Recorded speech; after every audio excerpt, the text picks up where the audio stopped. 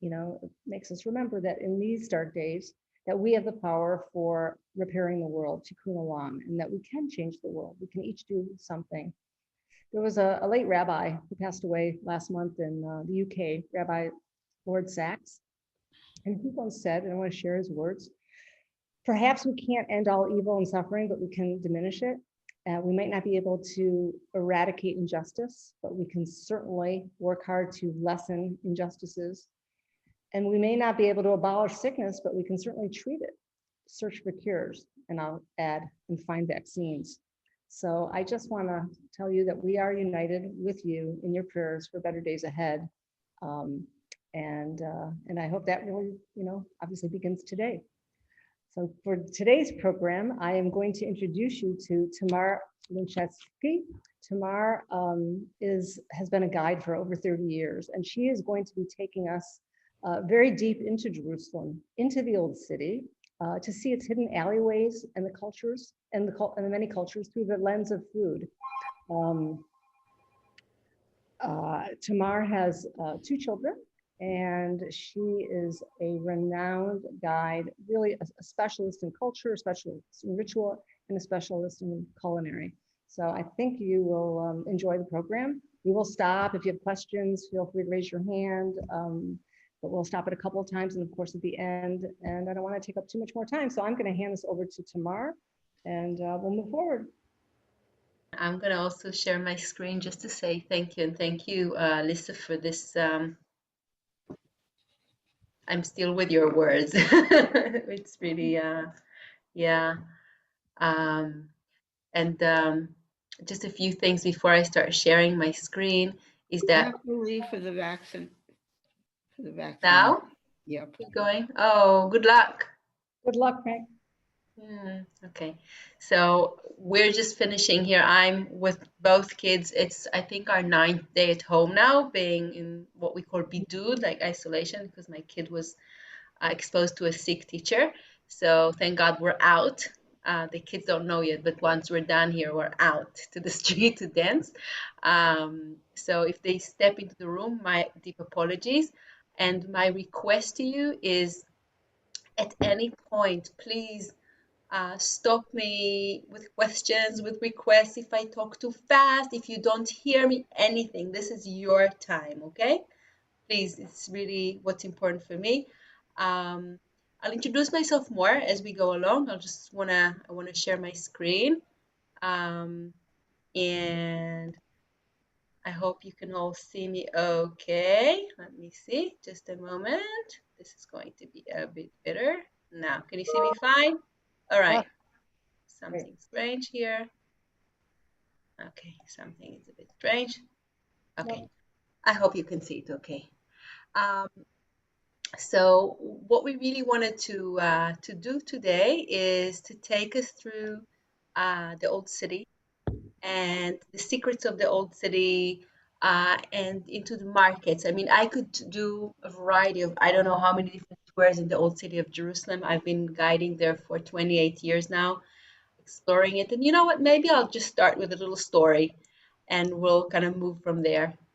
So about 28 years ago, I was just released from the army. I had a new boyfriend. He was from Jerusalem. He took me on this date, and he took me to eat hummus in the old city. And he took me to this amazing place, meet Ramzi Abu Kamel. He's now 4th generation making hummus in the same place. And after eating this amazing hummus that Ramzi is now making, I fell in love. I fell in love with the guy. I fell in love with the hummus. I fell in love with the city. And I decided to move in, to come and live in Jerusalem and to explore it, and the colors and the smells, you know, and the stories and the people, and the endless doors that you can open and the endless alleyways that you can go through were just so fascinating that I decided not just to move there, but to make it into a career. And I knew that in order to really get to know something deep, I have to teach it, because when I teach, I learn very deeply. So what we want to do today is really go through the markets, and for a beginning, I want to take you through a little video that is going to show us and give us a bit of the feeling of the markets of the old city, and then we're going to go into depth. So just a little feeling, and I hope you can hear. And if you can't hear, let me know. No. Can't hear? Yeah, you have to share sound. When you I go back forgot to share, do this. right. Go back to share screen. Yeah. I made a mistake. I forgot when sorry, excuse me for just a moment. I forgot to optimize my share. I've been 9 days off work. I canceled. You're the only one I didn't cancel. Okay. Now you should hear it.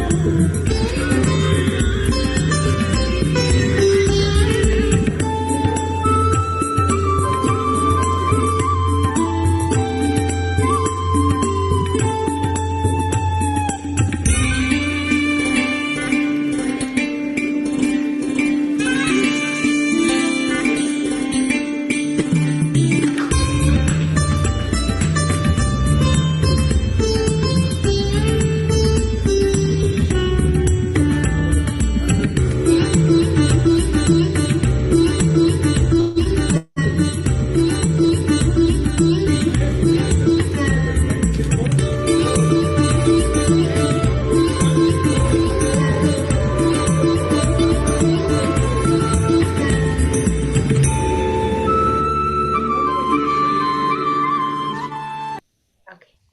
So whenever somebody asks me, take us on a tour to the markets, I ask them, which markets? And then we realize that there are so many different markets in this tiny little place in the world, which is 1 square kilometer, which is like 3/4 of a mile square, is the size of the old city.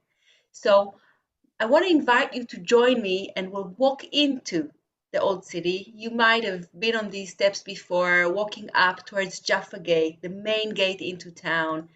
And this is, you have me here guiding with a group of people, and I'll maybe introduce myself just on a foot, as Elisa already said quite a few things about me. So I'm Tamar Linchatsuki, and I've been guiding this is my 30th year guiding now, and I came to Jerusalem, you heard, 28 years ago. And one of the things that I did during the years is I was fascinated. I was looking for ways to get in touch in depth with people. So I went to study all kinds of other things that are more connected to the therapeutic world. And then I decided to continue guiding tours because I felt they could be meaningful enough. And this is what I've been doing. I've been giving a lot of talks and tours in the last 30 years, mostly in Jerusalem and in Tel Aviv. And I want to ask us this question before we enter the city. If I would search for your families, let's say 200 years ago, and I already asked Ruth before, but I'll ask again, I'll ask all of us, if I would search for our families about 200 years ago, more or less, this picture is a little less than 200 years, where were they in the world? Where would I find them? Market tour. It's good. Are you recording? Where? You can open your mics if you want. Where were they in the world? Poland and Ukraine. Holland and Ukraine. Ruth, you said in Salzburg, right? Yes. Okay. Lisa, where were yours? Germany and Russia. Well, we could have a party in Europe. How did we all end up here? Okay. And anyone else that I didn't hear? No. Oh, Holland. My husband's in the other room. Holland. Okay. All right. Belgium. So if I would ask each of our family members, and I'll tell them, folks, you have a choice of one place you can go to, let's say for Pesach or Easter, or like on a meaningful tour. I have a feeling most of them would want to be in Jerusalem. 200 years ago, they were pretty much all religious people. 200 years ago, most of them would choose to come and experience those amazing places that in order to get to that, you have to go through this gate, which is called Jaffa Gate. And I have a feeling that if they would get here and they would go through the gate to enter the city, there would meet a reality that would not be exactly the reality that they would expect to meet there. So let's go into the gate. We'll go through the gate. Here is one thing they wouldn't meet if they would come here 200 years ago. This is our local Santa. This is a picture from last month from Christmas in Jerusalem, and this is our local Santa and his vehicle. But as we enter through Jaffa Gate into the city, of course, we have to pick up our first taste. And I'm sorry, I hope you're going to eat lunch after the vaccination. We're going to see a lot of food today. We're going to have to pick up the first thing that each visitor that comes into Jerusalem has to get, which is what we call Jerusalem bagel. Now, you guys being European for sure knows, and New Yorkers know that the bagels were brought with the Jews to Europe to America, sorry, from Europe, and that the word bagel is actually in Yiddish, right? You know that? It comes from the word in a circle, be'igul, bagel. But in Jerusalem, we have our special bagel, which is called ka'ek in Arabic, and you dip it in hyssop, in za'atar, which is this amazing spice. This spice is not so great, so I would prefer if you take the bread, I'll get you some better za'atar when we get down into the depth of the market. But this is the view that we would get, okay, once we get through Jaffa Gate. We just entered the city, and in a minute, we're going to be walking right into this area, into the heart of the market. But before we get to the heart of the market, I just want to show you the area, the way it looks now. You know that we still haven't finished all our Christmases in Jerusalem. We have 3 Christmases in Jerusalem. So one was on the 24th, the other one was on the 6th, and the Armenians are going to have theirs on the 19th. So the city is still decorated. Passing this building, I want to take you up to the rooftop of this building right here. Let's go up. So we're going to enter, we're going to walk up the stairs. This building once used to be a very, very nice hotel in Jerusalem. Not a lot changed, so you see that it's not as nice as it used to be, but its rooftop is really, really worthwhile climbing on. Now we can really feel that we're in Jerusalem. Welcome to Jerusalem. And in front of us, of course, we see the beautiful view, the Golden Dome, and the Mount of Olives. And this church is called the Church of the Redeemer. And we can see the city all over. But I want to ask us a question here, which I like asking my guests when I guide them. Some of you have been to Jerusalem years ago. If we would now be up in the air here in Jerusalem, we would see something pretty strange. All around us, there's not a lot. Mostly hills. As a friend of mine used to kind of make jokes at me when I was many years ago in Jerusalem, he would say, you know, we in Tel Aviv were by the okay. There is somebody's maybe not muted and there is some noise. Yeah. Okay, now it's amazing. Great, thanks. He said, we in Tel Aviv were by the beach, we're communicating with the world, and you in Jerusalem, wherever you look, a mountain, so all you're left with is raise your eyes up and talk to God, and all you have in Jerusalem is mountains, rocks, and God. And he's a bit right, not really, but a bit right. But the point that I wanted to make, in a moment, we're going to talk about food. And in order to understand food and locality and culture, we need to understand the space, the nature. So if I would take us, for example, back to our ancestors, wherever they were 200 years ago, I'd ask you, what did they have in the fridge that they didn't have? Or what was on their shopping list for the supermarket that they didn't have?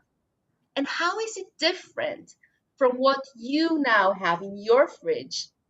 Or you now have, you know, when your meals are being served to you. And what would happen for them if they get to Jerusalem and they finish seeing all the amazing sights and they now need to eat lunch what would they find for lunch? And in order to understand that, we need to look at the view for a second. So let's jump. So we don't have to walk today. We can jump up in the air exactly to the mountain over here and take a look. We are now standing on the exact other side. We're standing on the east. This is the Mount of Olives. We're seeing the Dome of the Rock right here. And now I want to take us from the same mountain, and what we want to look to the east. And what do we see when we look at the east? You don't see it yet? Now you can see it. What do we see when we see the east? We see the desert. Jerusalem is really on the edge of the desert. So what can you eat? What can you grow there? How much rain do you get? Not a lot. Not a lot. Olive trees we have, that's good. But what else? So a lot of the understanding of Jerusalem is really about it being the beating heart of the main three religions. Yeah, we have the beating heart for Judaism and Islam. This is a picture of me guiding at the Temple Mount. Okay, underneath this dome is the rock. I'm sure you've seen, or if you haven't, you will get a tour of the Temple Mount, which is the rock of foundation for us, and the rock, okay, holy rock for the Muslims. I'm not going into holiness issues today. I'm going to go into food in just a moment, but we need to understand, why do people come here and what are they searching for?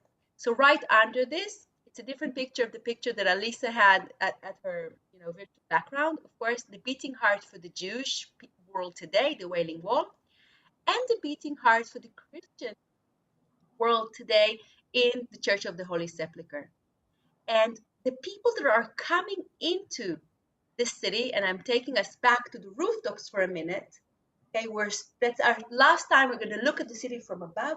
The people that are coming to the city, they have to get to those beating hearts in order to visit them, but they also have to find something to eat after that, find a place to rest, find all the different things that are making the touristic experience complete. So if we walk down, if we look down from the same spot where we are right now, I want us to look down at the street for just a minute. And I want to quote a little poem to you, written by Yehuda Amichai, one of my favorite poets. And it's written about these steps. Do you see there are little steps here? They're not that little in reality, but from the rooftop they seem little. And he says like that. He said, once I sat on the steps by a gate at David's tower. This tower right here. Now you'll see it in a bigger picture in a minute. Okay. I sat on the steps by David's tower. I placed my 2 heavy baskets at my side. A group of tourists were standing around their guide, and I became their target marker. You see the man with the basket? Just right of his head. There is an arch from the Roman period, just right of his head. But they said, but he's moving. I said to myself, redemption will come only if their guide tells them, you see this arch from the Roman period? It's not important. But next to it, down and left a bit, there sits a man who bought fruit and vegetables for his family. So our focus today is on the people that buy fruits and vegetables for their families, the people that come here on their journeys. Some of them are spiritual journeys. Some of them, they may just live there. These are just a variety of different hats that I had like 3 minutes that I waited for a group in Jaffa. Just see who's walking in the markets. Okay, I know this monk pretty well. He's a monk in the Church of the Holy Sepulchre. Okay, we have the tourists, and all of these people, all of them are walking through the same markets, and we can think of the markets in Jerusalem. I'll show you a map in just a moment to get a bit of a deeper understanding. We can think of the markets in the city as the veins in a person's body. They are the connectorators. They are the ones that lead from one place to the other. So what markets do we have? We have the main streets. Let's say if we would go 3,000 years ago, people would always, people came to visit the temple. So they needed simple things. And there was a market. You know what? I can draw on our map for a minute. and I'll show you the different markets in the city. Okay, let's do that. So 3,000 years ago, there was a market that went more or less here for the Jewish pilgrims. And then, oops, okay, about 2,000 years ago, when the city was separated, when there was a deportation, the city was destroyed by the Romans. The Romans completely rebuilt the city, and they cut it into 4 parts. Can you see this? Okay, 4 parts, which are more or less the quarters as we know them today, right? We have the Jewish quarter, the Armenian, the Christian, and this big one, the Muslims. And the main streets were always market streets. At a later point, and I'll show you all of this in pictures in just a moment, the Crusaders came over and they saw this very big, wide street that we call the corridor, and they said, wow, it's so wide, we need to narrow it. So they divided it into little streets, more or less all here. Sorry for my beautiful drawing. So what we have today is this market here is the heart of the locals market for the Muslim pilgrims, for the Muslim locals, sorry. This part here is for the tourists, all tourists. Here we have, I'll change the color for just a minute, for the Christian pilgrims who want to walk the Via Dolorosa, the Stations of the Cross. They walk up here and oops, they meet with the locals market and go off to the church. But we also have Muslim pilgrims who want to come to the city. So they would go to the Temple Mount and they would have their markets around here. Okay, and these are just a few of the markets that we can find in the old city. And I'm going to jump off the map and try to start to show us all of this in live pictures and videos. We're entering through the main market. So when I ask you which market you want to see, it of course depends who you want to meet there. Do you want to meet the tourists? Do you want to meet the Christian pilgrims going off or towards or back from the church and everything that is being sold to them? Do you want to see the remnants of the ancient Cardo, the ancient Roman huge market street, which might have looked like this? Do you want to see what the Crusaders did to this market and narrowed it down? This is, of course, a model, but this is what it looks like today. Can you see those pointed arches here? These arches are still from the Crusaders' time. This is a part of the Jewish Cardo, sorry, and this is the other side of the same street in the Muslim quarter, okay? Or do you want to see where the locals buy their foods or sell their foods? Or do you want to see what happens when a Christian pilgrims walk up with the cross past the halva that is being sold in the locals people's market, and the tractor needs to take out the garbage, and they all interact in the exact same street, because this is what happens in Jerusalem. It's those crazy interactions. Or do you want to see what happens when the Muslims come for a pilgrimage? And you see this little door here. This is how they enter to see Temple Mount. But on the way back home, they maybe want to buy something small for the children or to bring some candy. And all of these different markets are all in less than 5 minutes walk between them. Okay? And that's part of the beauty and the craziness and the endless numbers of worlds that are coexisting in this tiny little spot. And now let us walk and start kind of walk through this street, which is called the Christian Quarter Road. And I want to take us to the spot where those Ethiopian Christian pilgrims stood. Just here, there is a green little door. And behind this green little door, there is a little treasure, one of my favorite places in the old city. And I'll show you what's hiding inside. This is one thing that is hiding inside. And this is another thing that is hiding inside. And I don't remember exactly, some time ago, I was there with a group standing by this very special bakery, which has been owned by this family for about 300 years, the Shawa Bakery. as I was seeing these two guys, you might know this person. He's the head of the Zaka organization, a very important organization dealing with helping terrorist attack victims in Israel.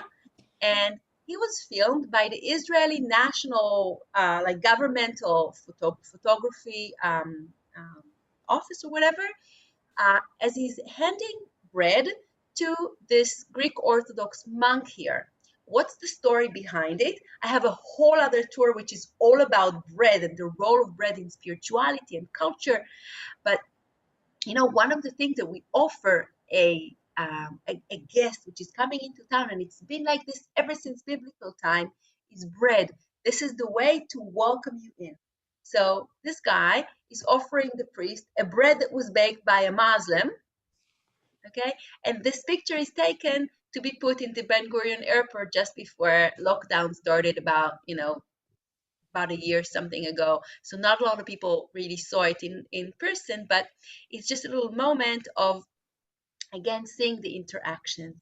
But let's go into the bakery, inside, into the shower bakery. It's the same bakery, but now it looks a bit different. It has two sides. One is the little oven with the pita bread and the za'atar and all of that.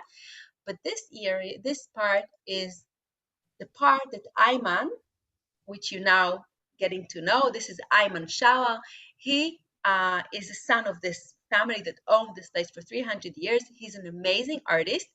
And he took, with both hands, he took this old bakery and turned it into a piece of artwork, built everything. What? No. Okay. Is it okay? Yes, a phone call. She got a phone Okay. call. And he built up on top of his very special ovens a place to sit, where I love sitting with my groups and serving them the special sweets. And so let's look for a minute at the sweets that he's serving, and then we'll get to know his oven. We have here a combination of different, I will call all of them baklawas, not to go into depth the different ones, but it also has some special sweet which is called barazek, which is made of sesame and honey. And now we'll ask, if our ancestors were here 200 years ago, could they eat it?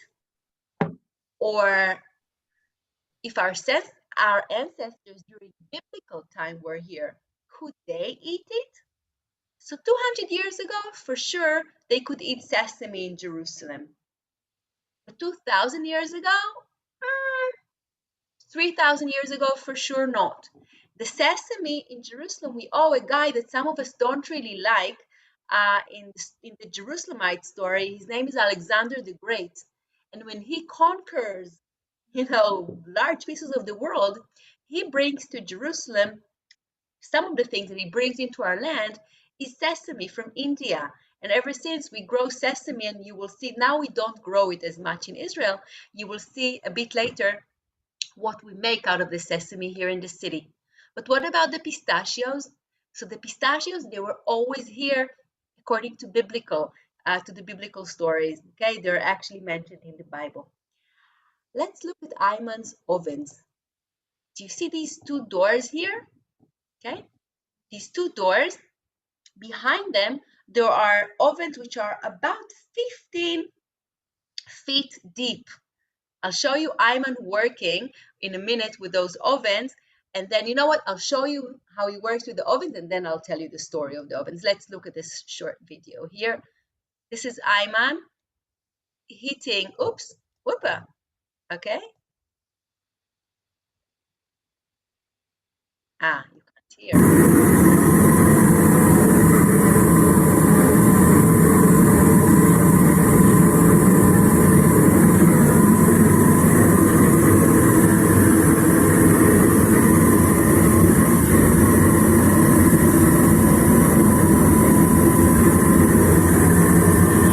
So what is he doing?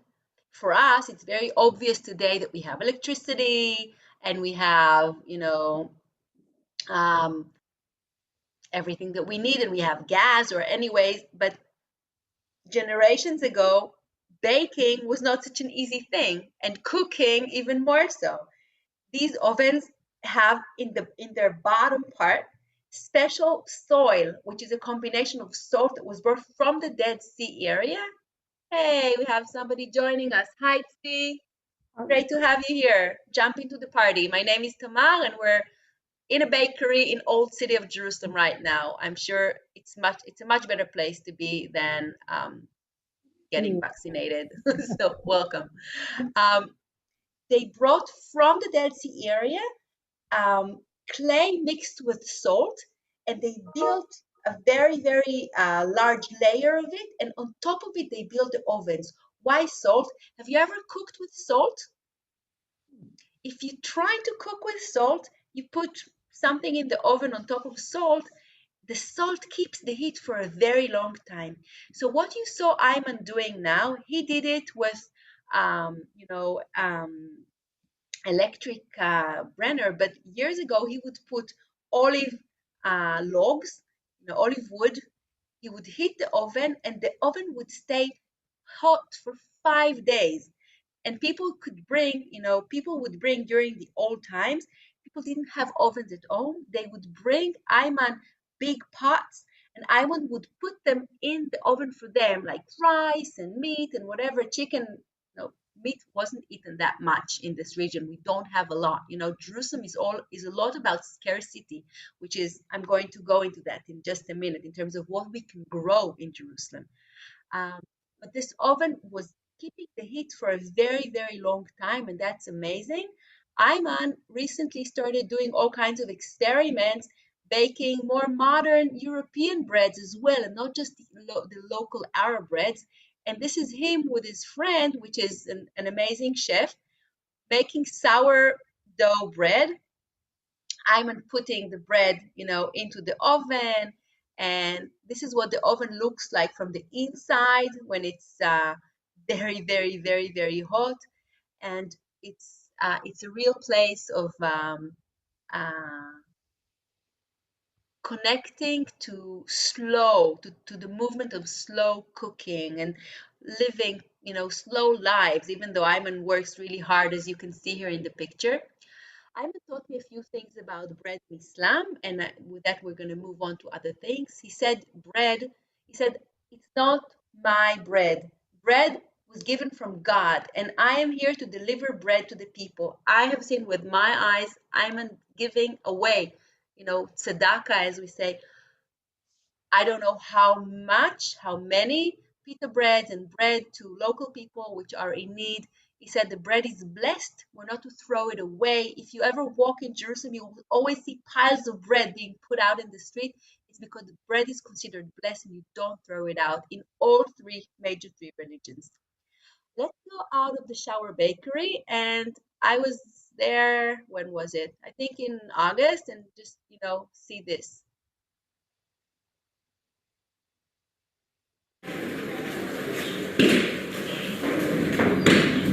So I'll do it again, but what you can see, of course, it's August. It was during Corona time, so many of the stores were locked.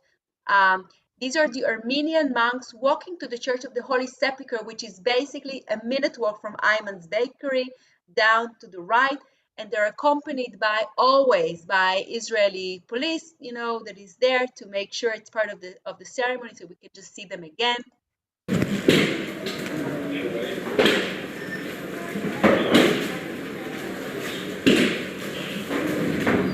Now, if you look at the stones outside of Ayman's bakery, okay, the bakery is here. This is where the Armenian monk just walked. Look at these stones for just a minute. They are a bit different from the other stones in the street. And if you look very carefully, you can see that they have cracks in them. These stones were brought up from the depth of the city. When I stand in the streets in Jerusalem, the feeling is very different than standing anywhere else. When I guide in Tel Aviv, I know that underneath my feet there is sand mostly. When I stand in Jerusalem, I know that underneath my feet there is 3,000 years of history. And when they were doing infrastructure work in the market, they exposed these Herodian stone or Byzantine stone, like from the days of the Romans, and they brought them up so that when people are going to the church, they can walk on the same street stones that maybe have some connection with the walk of Christ in the city. Let's continue down the same street and just see what accompanies people as they go towards the church, and take a quick look at the Church of the Holy Sepulchre just a moment. This is what it looks like these days, but very soon, when Corona ends and when everybody gets vaccinated, we're going to see it hopefully soon, again, like that, filled with tourists, yeah, and that are lighting the candles that they bought outside. Can you see these candles?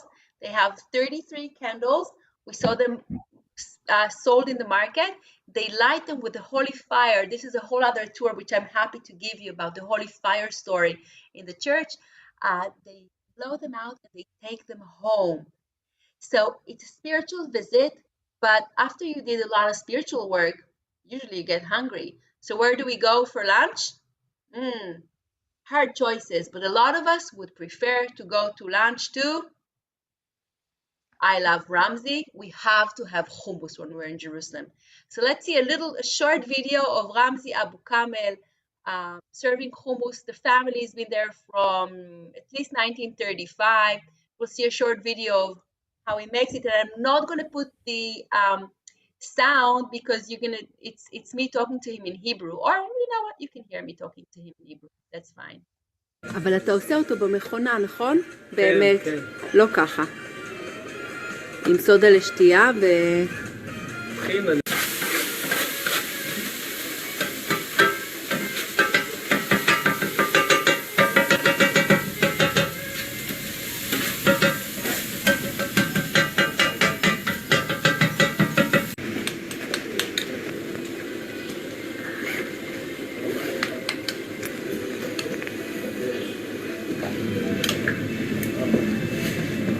משליך סבנים. 80 years they're here.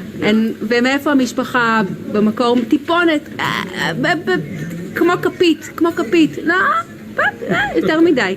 He's giving us takeaway because we're there during Corona and he wasn't allowed to have a sit. I was with two American guys actually touring that day, and he's telling us that their family's been there for 80 years, and I will just see at the end. לא. Okay, and then he's asking what am I doing and why I'm filming, and I'm telling him that I'm working through Zoom now to bring him to the whole world. And let's look at the meal, okay, at Ramsey's table. And I want to ask you again a question. If we would be here 3,000 years ago, what of these food could we eat? What did our ancestors eat during biblical time, and how is it connected to the food that we have on the table here right now? So one thing for sure wasn't there 2,000 or 3,000 or even 203 years ago, which is this beautiful, not just tomato ketchup, but tomatoes at all.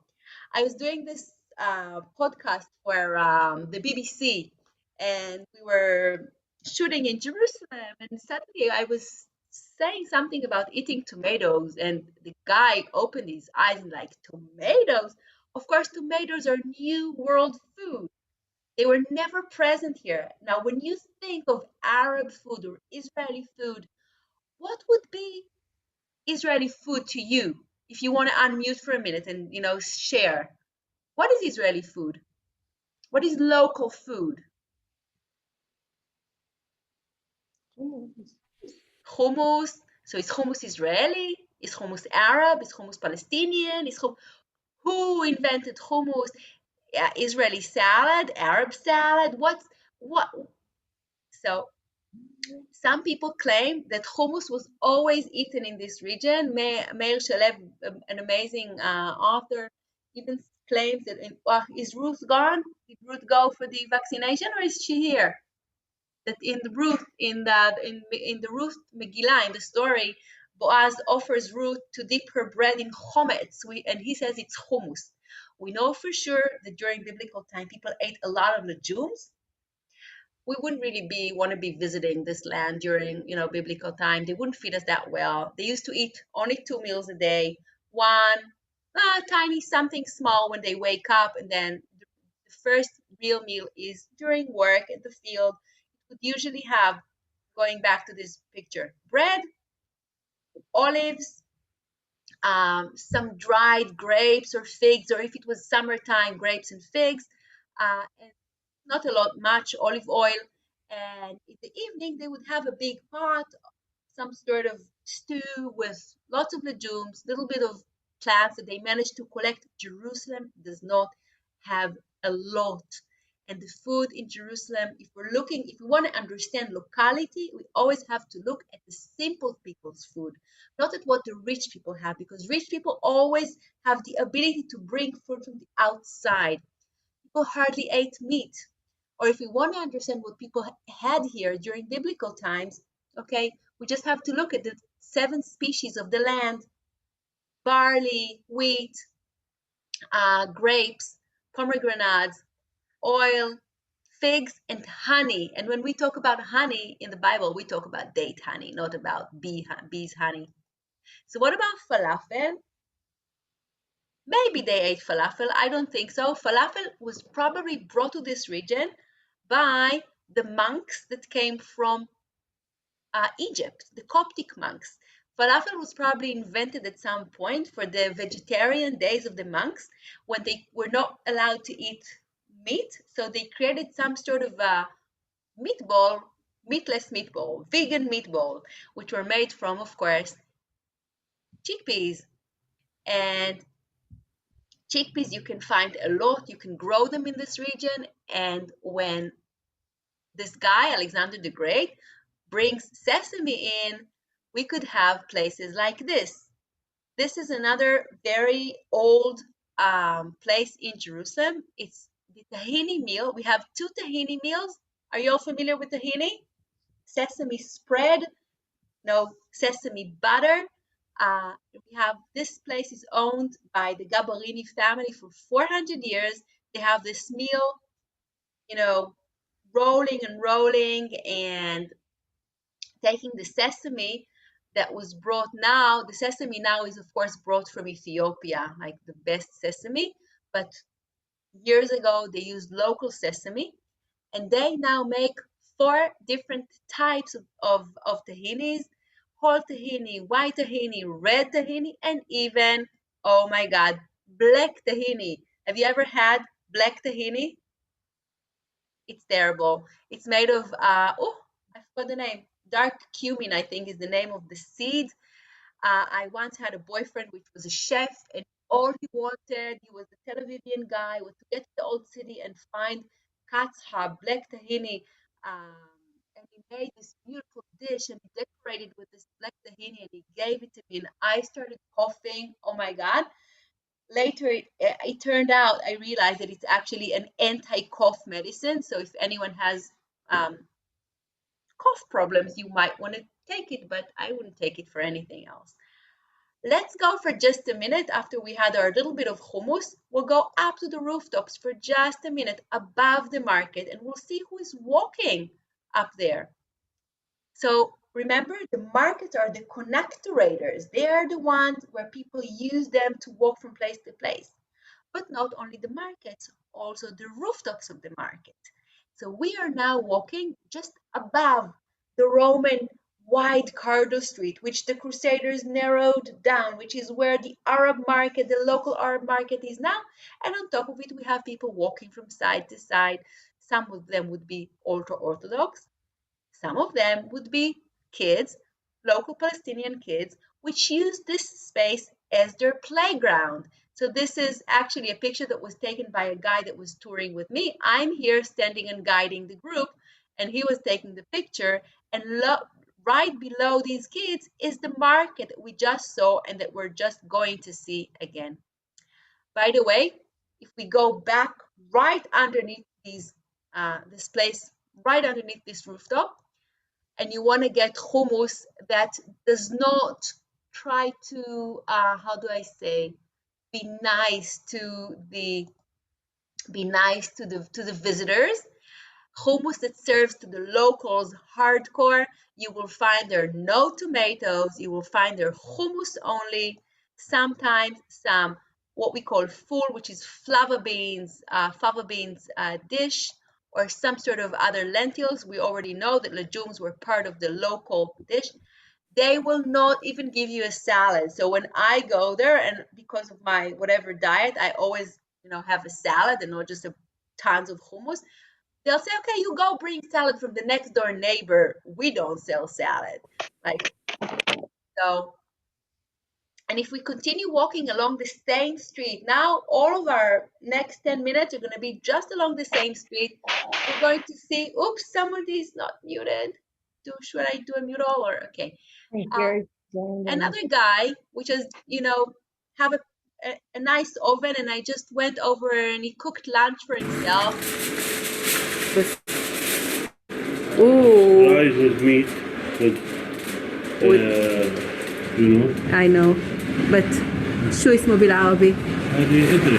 Okay, so what we see here is an interesting combination of corn, which is of course a new world food, like the tomatoes, like peppers, like other things, with rice that we've been growing in this land for 2,000 years, and a little bit of meat. People don't eat a lot of meat, okay?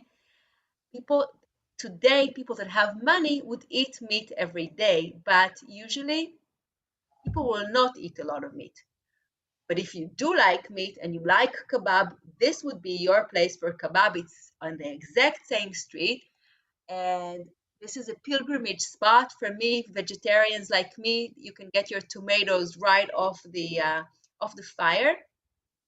How did we get kebab and all this, you call it barbecue, we call it ala esh, on the fire meat? Probably started with the Ottoman soldiers. They were wherever posted out in the fields, and they had to eat. So they hunted and they couldn't cook, so they had fire. So they invented barbecue, sometimes a few good 100 years ago in the Ottoman period. That's more or less the story that I am aware of. But if we continue walking along the same street, what can we find here? We saw before, presents for the pilgrims. But what if you live in the old city? You will need a variety of things. You will need maybe brooms or brushes or shoes. And what if you wanna, get married or get your daughter married? You will need gold for dowry. And what if you need spices for cooking?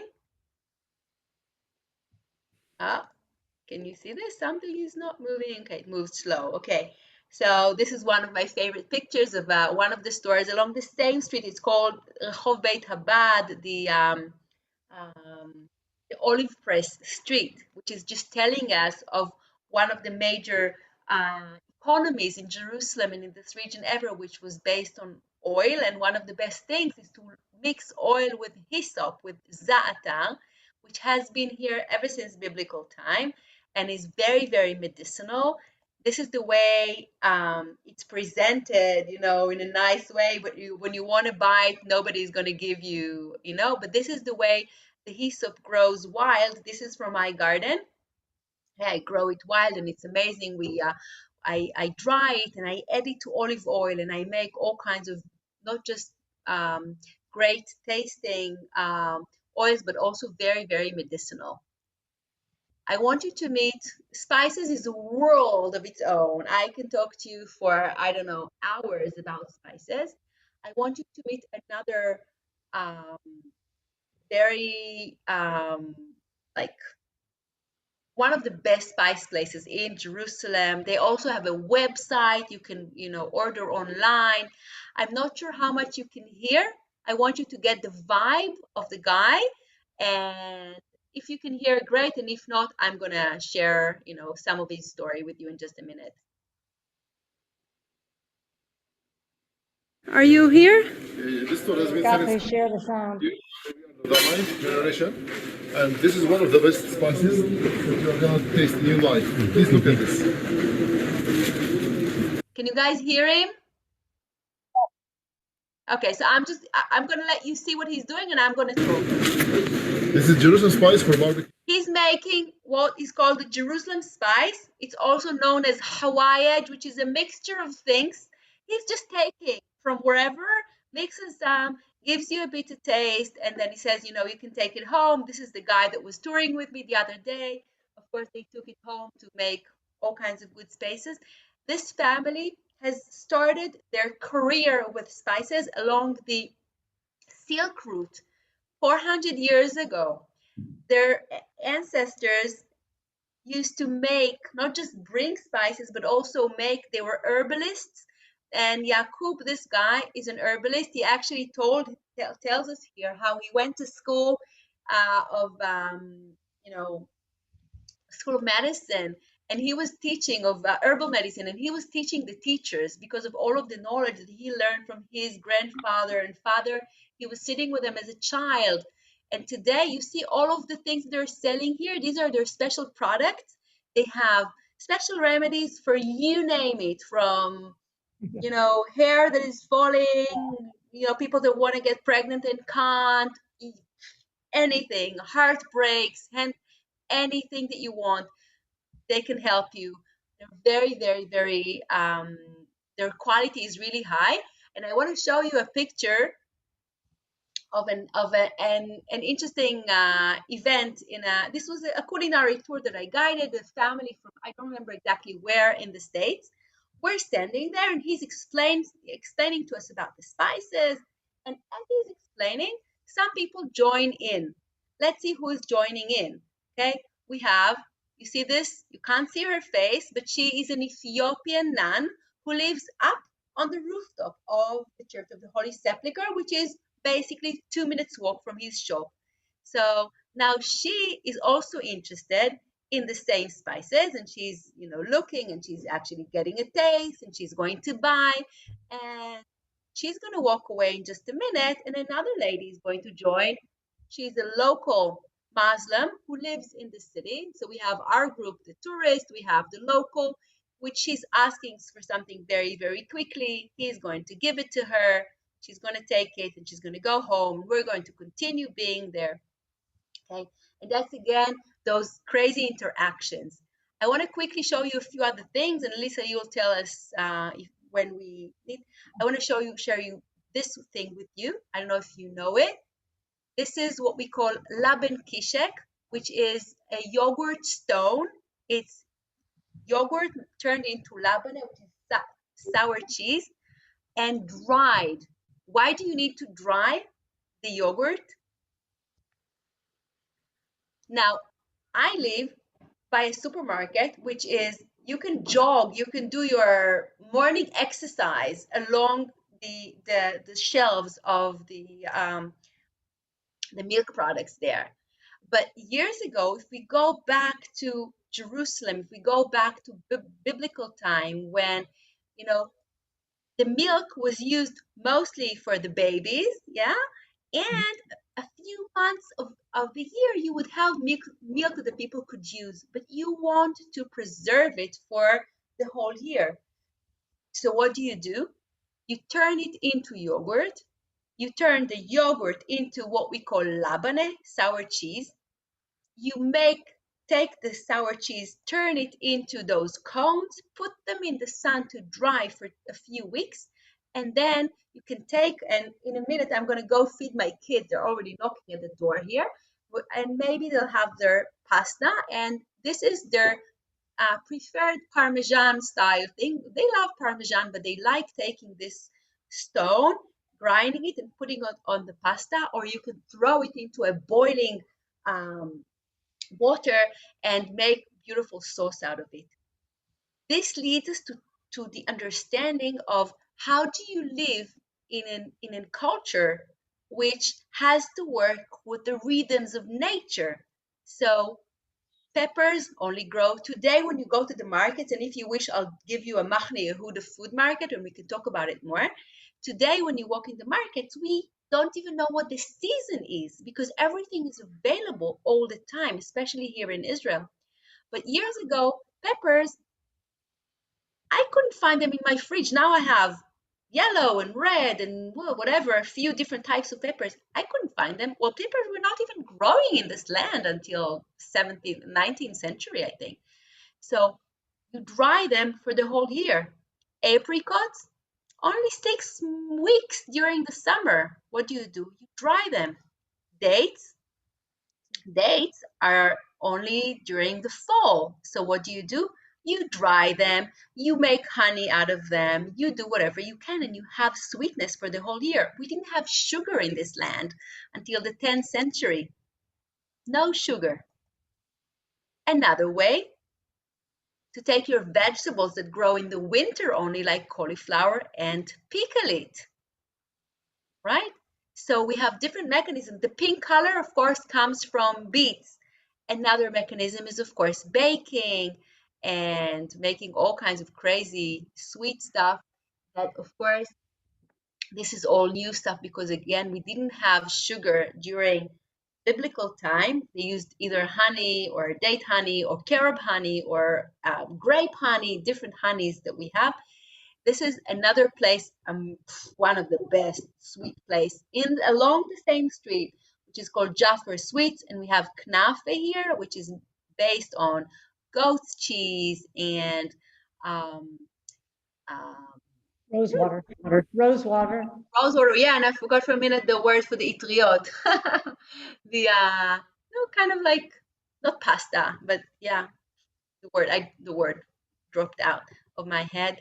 And it's a great place to stop, to get your sweet injection and move on. And the last thing that I want to show you really is my favorite spot in the market.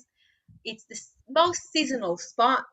It's the women that come from the village in the mountains, and they offer their goods, for sale. And if we get a closer look at what they sell, we can know what is the season. So right now we have all those amazing greens. Let's get a closer look at what they're selling.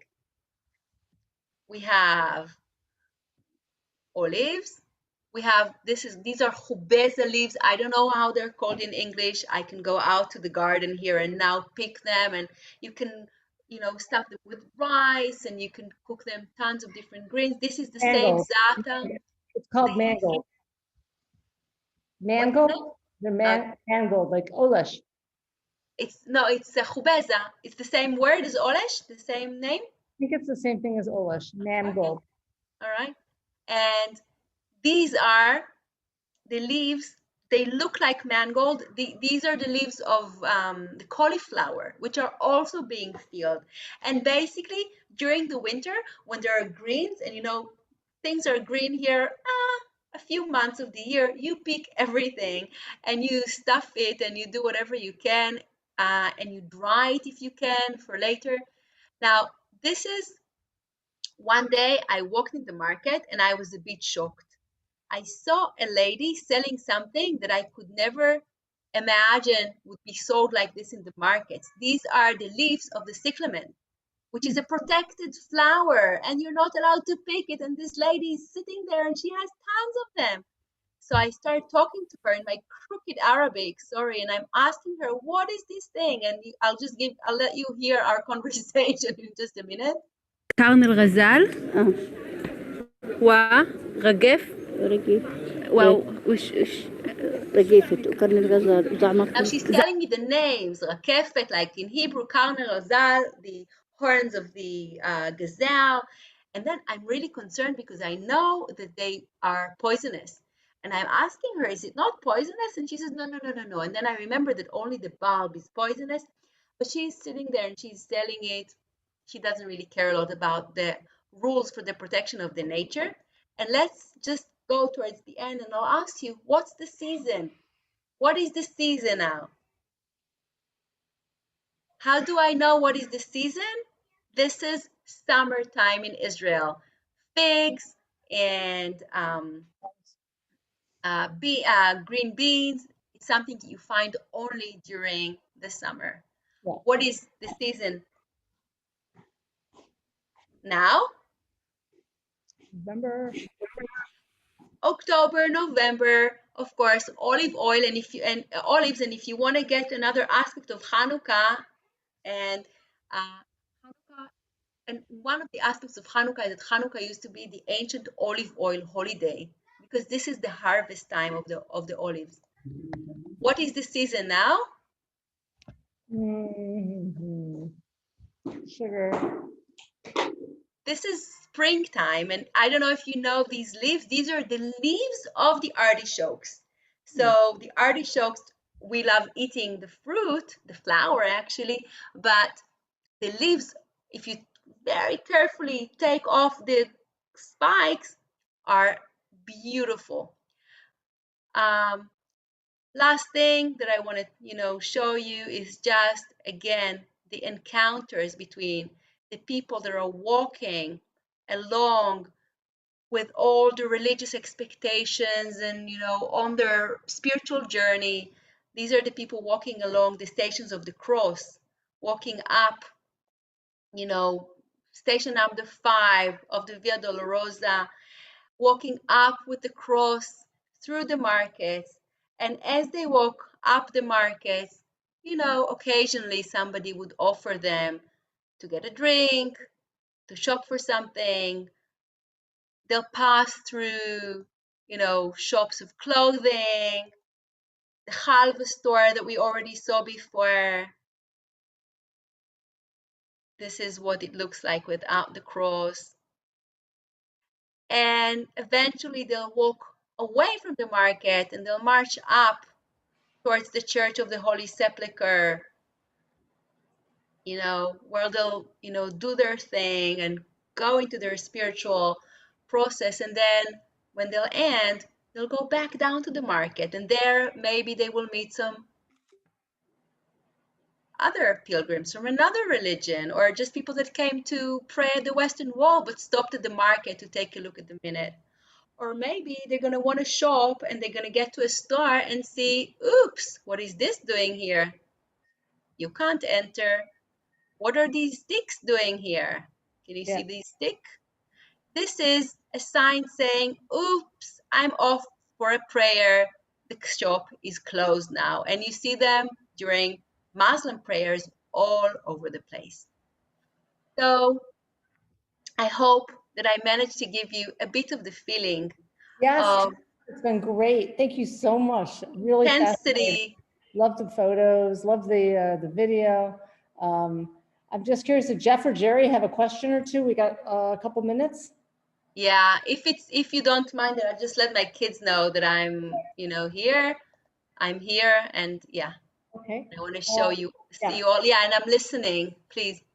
And I know Jerry, I'm not sure if you have any questions or Jeff, but I just want to say that it's been, Tamar, thank you so much. It's been great. And I'm sorry that Brookdale was getting their vaccinations. I don't think they knew it when we scheduled, because this has all been so like day to day. But so we may have to do it again. I'll speak with Whitney, and maybe we'll schedule it again in a couple of months.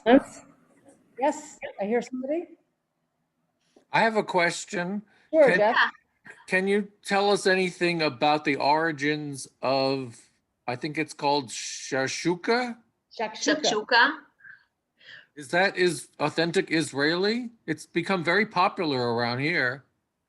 Okay, now we're opening a huge discussion, and I'm open to give you a whole other tour, which is about. We only have 2 minutes left, though. Yeah, so I'm not going to go into the depth.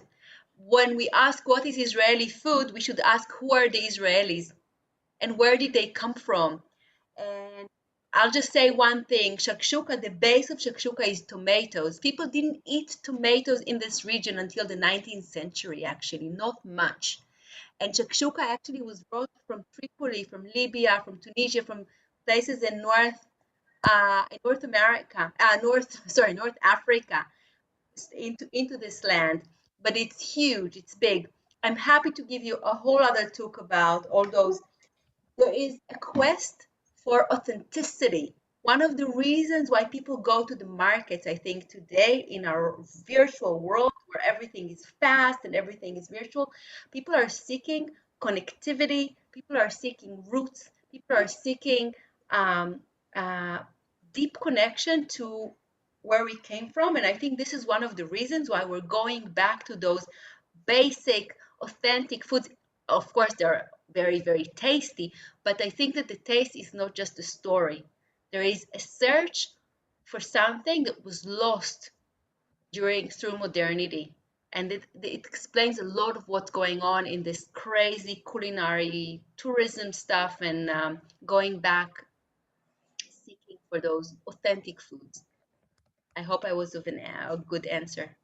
Well, yes, it was good. Jeff or Jerry, I'm going to leave my email here if you have any more questions. Yeah, and you can always also, send me an email, ask a question if you want. Feel free. Alisa can send me, and yeah, I'm happy to. So I want to wish you guys all a really, safe week. Stay healthy. Thank you for joining. And if you're interested, we also have a regular Sunday session at 2 p.m. Eastern time. I got Jeff's email, and if Jerry wants to send me an email, please do so, and I can put you on that list. So really stay safe, everybody. Thank you, and God bless you all. Good luck. Good luck with the vaccinations. Really good luck with vaccinations. Gonna Be end it. well. Bye now. Lehitra from Israel.